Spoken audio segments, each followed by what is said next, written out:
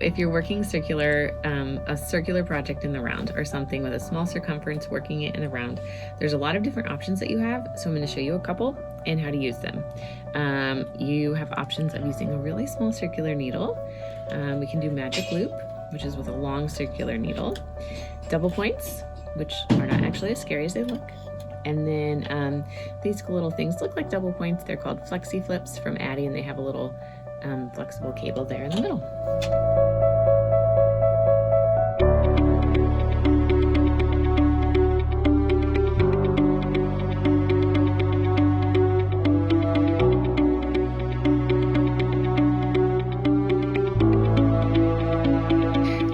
So these are called Addi FlexiFlips. Addi is the maker. So these are FlexiFlips. They are similar to double pointed needles, but they have a flexible little cable in between. So you only ever need 3. They can bend, and you use them very similar to double points. Working yarn is coming from the right, and I'm just going to start knitting here. And you work across this needle here just like you would anytime you're knitting. I can show you English style as well.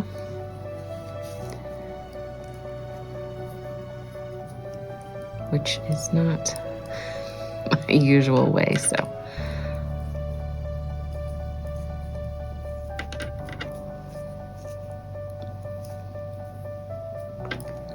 Going to go back to my other preferred method, and I'll just work down to the end and then show you what you do.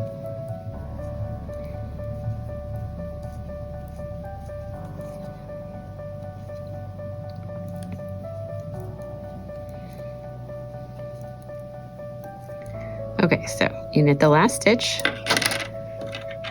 This needle is now free, and we're just going to turn and use it to work across here. So just like we started with the other one, work your first stitch, and then just knit all the way down that one. And that's how you use FlexiFlips.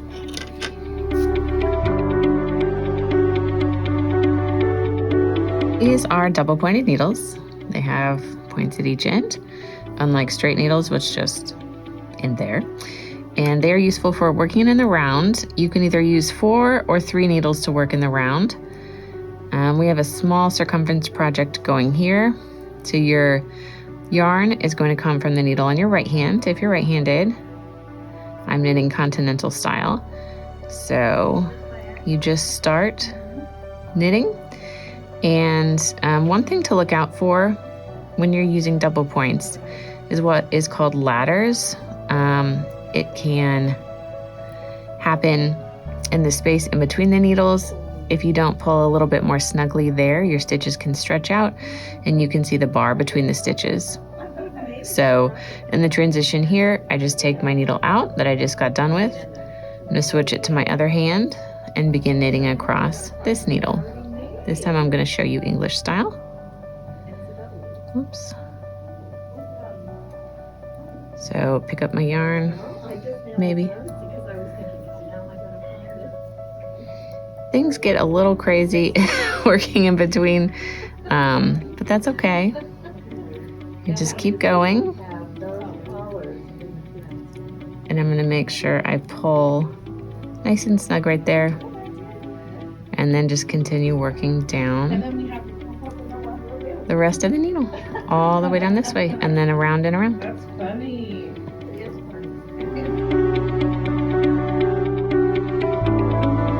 So if you truly hate magic loop or using double points for working in the round, these teeny tiny little circular needles can be an option for you. They have really short little tips here, so you're almost knitting with your fingertips, but for working small circumference, you use them just like you do longer circular needles. You simply just begin knitting. Obviously following your pattern, whatever you have going. That's continental style. English is like this, which is not my preferred style, so it's a little clunky for me.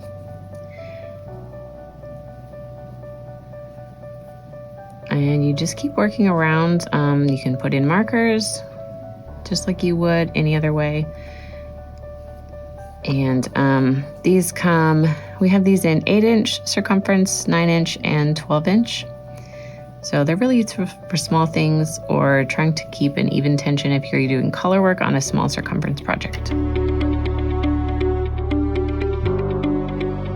So if you have a really long circular needle and you want to knit something with a small circumference, you can do a technique called magic loop. And what I like about magic loop is that I really only need to have one length of needles on hand at a time. So I've cast on a number of stitches here. Basically, you just pick a spot roughly in the middle to divide them, and you're going to pull out a loop. It feels a little weird. And then, really important, make sure, as always, when you're joining in the round, that all your stitches are facing the same direction and everything is not twisted. Okay. So I've got all the ridges along the bottom of the needles here. And then to get started, both of your needles are going to point the same direction. I'm going to prepare this first one to knit with. I know this is the one I want to use as my working needle because the yarn is on the right hand side, just like when I'm knitting circular. Pull an extra bit out here. So I've got loops on both ends. And begin to knit. Now I know that my stitches were not twisted when I joined, so I'm not going to worry if they wiggle around. And just start knitting according to whatever your pattern says. Just try not to split the yarn like I just did. And I'm going to show you what happens when you get to the end of this first needle. So I'm going to knit down this way.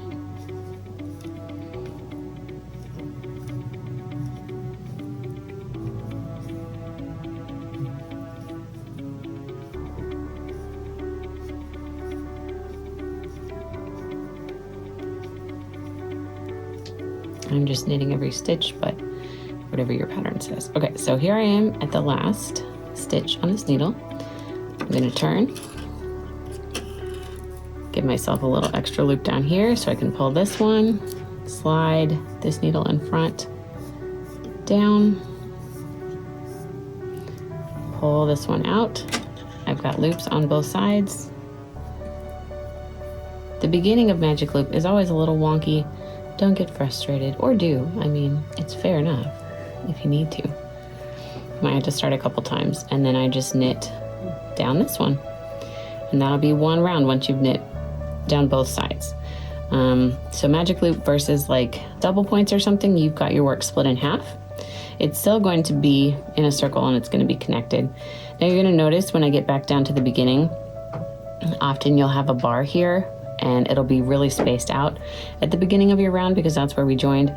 That's not a big deal. You can cinch that up later and it will adjust as you're working. And that's magic loop for you.